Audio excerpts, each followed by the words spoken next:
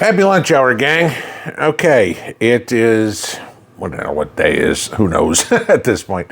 But weather's finally warming up, and I talked about this a couple of years ago, and there's 75,000 more people that are watching this channel now than were a couple of years ago.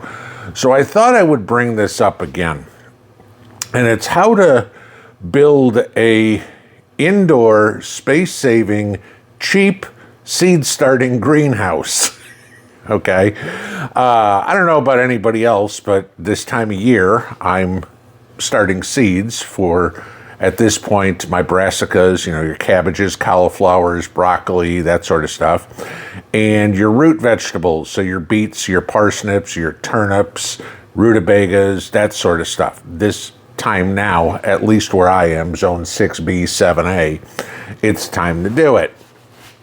But even if you're up north and there's still snow on the ground, you want to get your vegetable seedlings going, because you don't want to be trying to chase the weather with certain crops, especially those, because those are cold weather crops. Cabbage and stuff like that does not grow well in the heat of summer. They like the cool springs.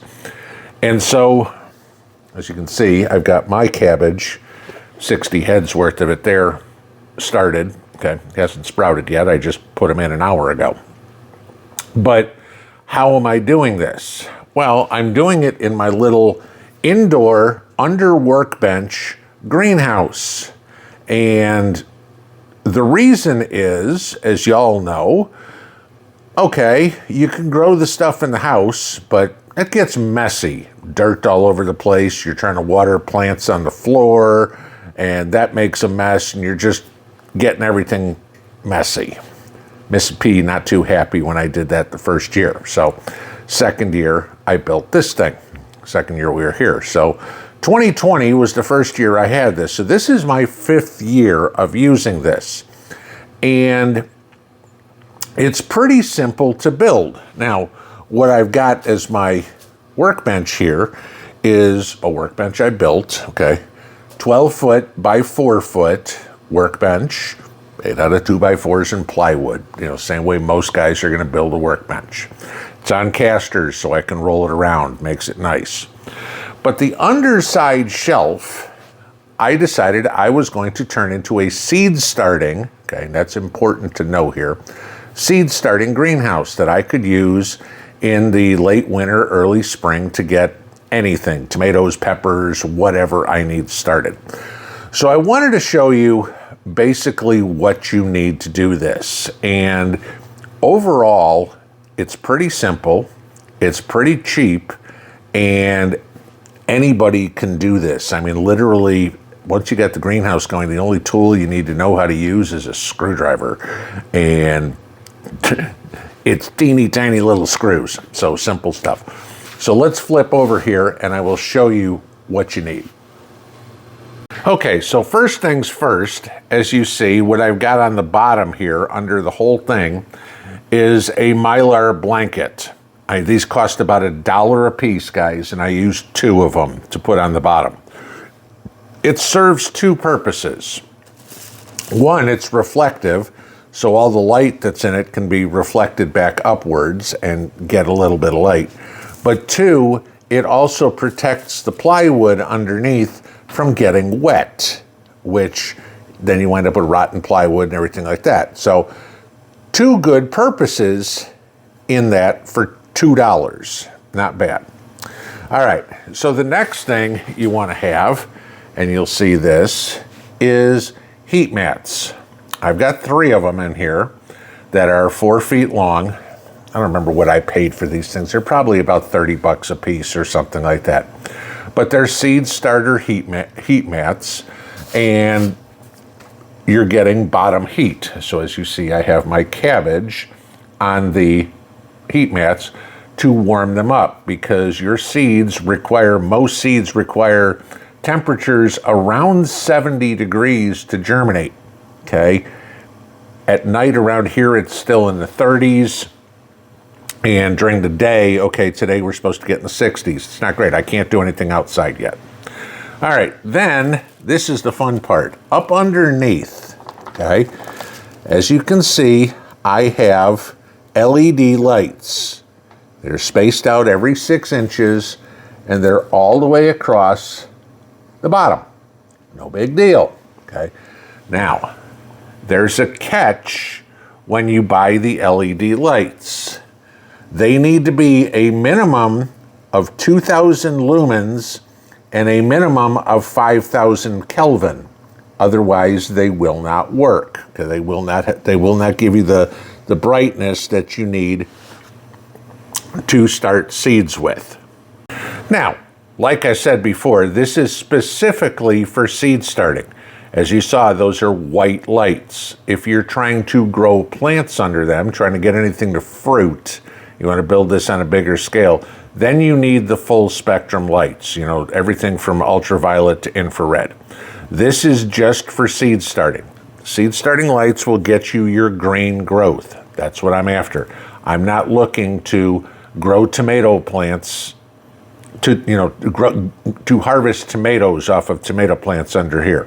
This is where I'm looking to get my plants to be 6 inches high, and when it's time to go out and plant, I can do it. All right, so that's very key, that 2,000 lumens at 5,000 Kelvin. When you're looking for lights, make sure that's what it is. It's not just regular shop lights or something that'll work.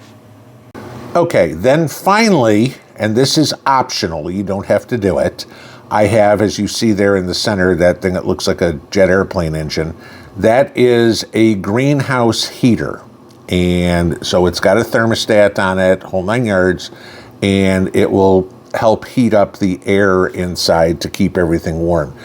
My whole greenhouse here is 48 square feet, 4 by 12, but that'll heat, I think, up to 125 feet. So, I mean, it'll heat this thing that did yesterday from 40 degrees to 70 degrees in like 4 minutes. So, I mean, it works really good.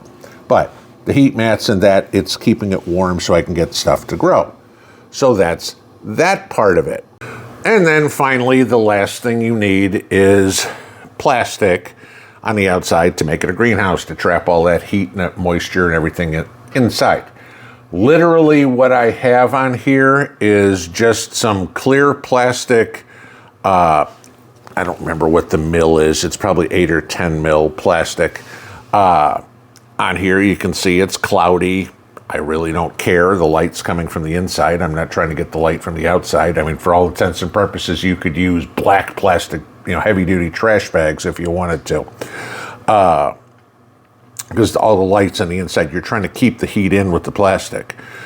But literally all I did was put some Velcro strips on the top. I don't know if you can see them there. Again, here's leaves and sawdust and everything that was caught on the top just from using it. But it makes for an extremely efficient, take out the heater, $100 greenhouse that I can start my seeds with. So all in all, what do I get? I've got a place outside the house to keep the wife happy, or to keep the husband happy, or to keep the dog out of the plants, or whatever. Okay. If there's any sort of bugs, they're, for me, out here in the garage, so I'm not bringing that in. I told you guys before how to get rid of fungus gnats and stuff like that in your soil, so make sure you're doing that. But it keeps the mess outside. It keeps it warm in a small place. My garage isn't heated. My garage isn't even insulated, so I'm sitting here on cold concrete. But those cabbage plants will germinate in a few days because they've got optimal conditions. I've got the lights on a timer, so they get 16 hours of sunlight a day. They've got bottom heat that's going to run all day long. They've got a thermostatic heater that will kick on and kick off when it's 70 degrees in there. So they're loving life. And it's the end of February, and I can get my plants started.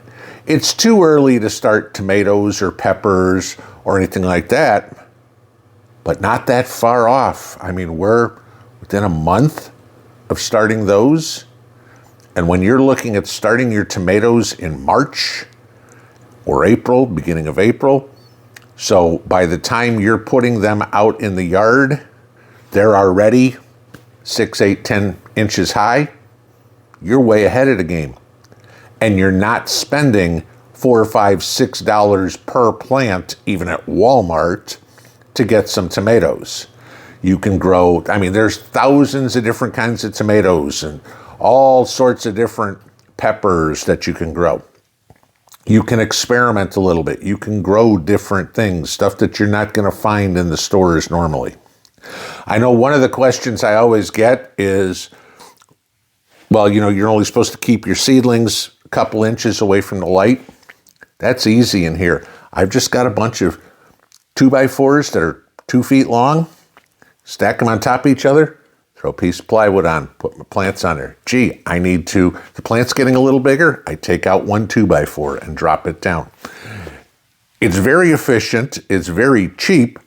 Most of it you're building with probably some stuff you got laying around the house. I mean, who doesn't have a Mylar blanket laying around the house?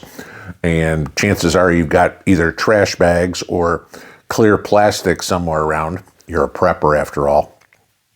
So if you're looking at a way to clean things up and a way to get a head start on the seed starting, it's an idea and something to build. Have a little bit of fun. Pinball out.